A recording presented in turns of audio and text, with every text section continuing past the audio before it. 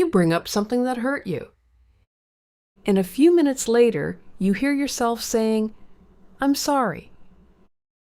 And for a moment, you wonder what you're apologizing for. Something about the conversation has already shifted. You started by explaining how something affected you. Now you're trying to repair the tension. That is often how this pattern unfolds. When they become defensive, upset, or withdrawn, the focus begins to move away from what you brought up. The conversation is no longer about your concern.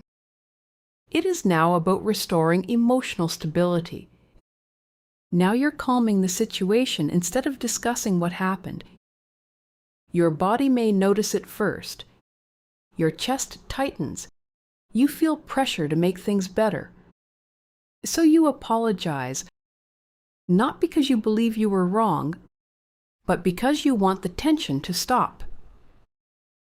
You apologize even when you're not wrong because apologizing becomes the fastest way to restore peace. Some people describe this as a narcissistic communication pattern when it happens repeatedly.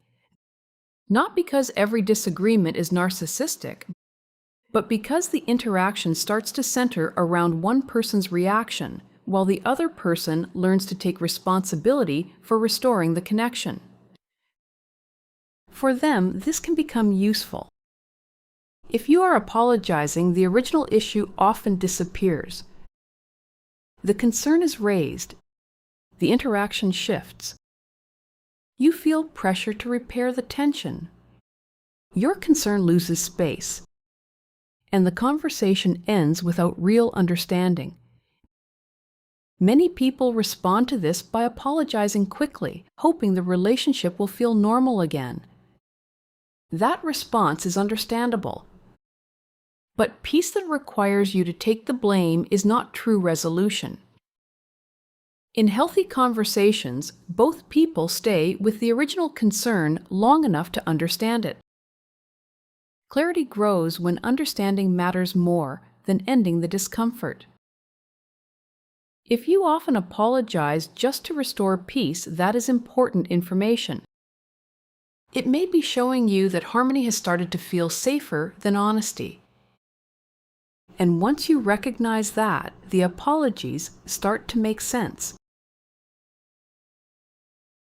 If this helped put words to your experience, like the video and subscribe to the channel. This channel exists to help you recognize narcissistic and manipulative patterns calmly, clearly, and without blame, so you can understand what's happening and trust yourself again. And when conversations unfold this way, another pattern often begins to form. In the next video, we're going to explain why arguments leave you emotionally exhausted and how that pattern keeps the conversation from resolving. Click here to watch.